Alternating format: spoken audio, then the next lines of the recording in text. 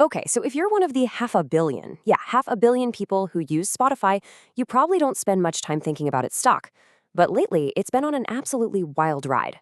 In this explainer, we're going to dig into some analysis from Morningstar to figure out what is going on inside the Fortress of Sound. So, what is the deal with Spotify's stock? Seriously, it's been swinging so wildly, investors are probably getting whiplash.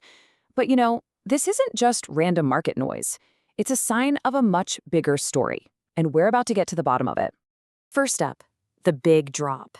In the 2 months leading up to its latest earnings report, the stock just plummeted, down almost 35%. And the weirdest part? There wasn't any huge, terrible news from the company to explain it. For investors, it was a complete head-scratcher.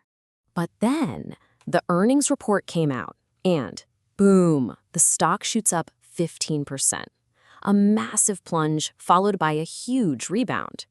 That kind of volatility, it tells you there's a much deeper drama playing out here.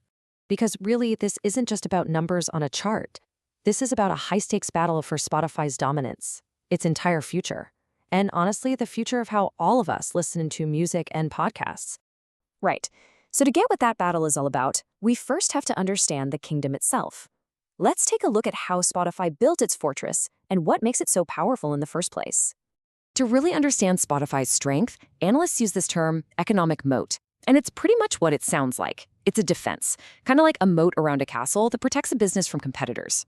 And Morningstar's analysis says Spotify has what they call a narrow moat. So what's this moat made of? Well, it's basically three things. First, a cost advantage. With a gigantic user base, their fixed costs, like for R&D, get spread super thin, thinner than anyone else's. Second, switching costs. Let's be real. Do you really want to go and rebuild all those carefully curated playlists from scratch on a new service?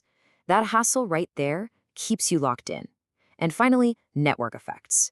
Every time you share a song with a friend, you're not just sharing music, you're making Spotify's walls just a little bit higher. And this is why so many investors are so optimistic. The bulls, as they say. Spotify still has a massive runway to grow in new markets. They've only just started raising prices after keeping them flat for over a decade. Ad revenue is really just getting started. And get this, they just added a record 38 million new users in 1 quarter. The growth story feels like it's far from over. But a fortress is only as strong as the enemies trying to storm the gates. And Spotify has some absolute giants trying to break down its doors. This is the other side of the story, the case against them. So what has the bears, the skeptics, so worried? Well, for starters, Spotify doesn't own the music. A few incredibly powerful record labels do, and that gives them all the leverage.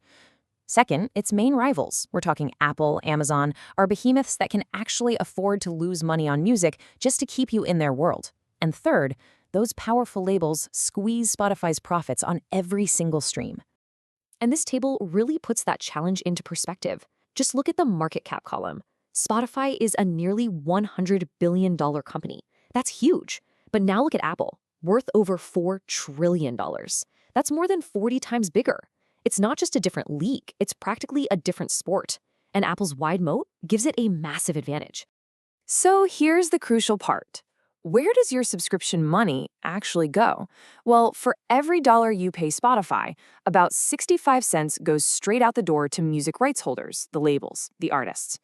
This right here is the core financial problem that limits their profits and gives the bears their strongest argument. Okay, so we have the fortress, and we have the giants at the gates. This brings us to the final showdown, the verdict. What does the analyst actually think is going to happen in this battle for the future of how we listen? So what really caused that 35% stock crash? The analyst suspects it wasn't Apple or the record labels. No, it was a newer, maybe even bigger fear that's rattling investors: AI. The big question: could AI-generated music just make Spotify obsolete? But the analyst's report pushes back on that fear, and it pushes back hard. As you can see from this quote, they're pretty skeptical that AI is a real threat. And the thinking is, people aren't just going to abandon their favorite artists and all the playlists they love.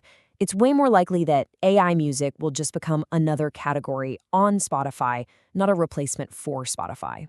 So after weighing everything, the strong moat, the giant competitors, and dismissing the whole AI threat, the analysts didn't just stick to their guns. They actually raised their fair value estimate for the company.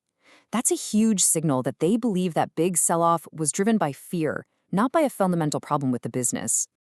And here's the bottom line. The final verdict is that Spotify's stock is considered modestly undervalued. Despite all those threats, the outlook looks bright, with plenty of room to keep growing. That fear that tanked the stock was, in the analyst's opinion, way overblown. And so that leaves us with this one big question. Spotify built an absolute empire of sound that changed the world. But with trillion-dollar giants at the gates and the disruptive force of AI looming on the horizon, the ultimate question isn't whether the fortress is strong, it's whether the moat is wide enough to defend it.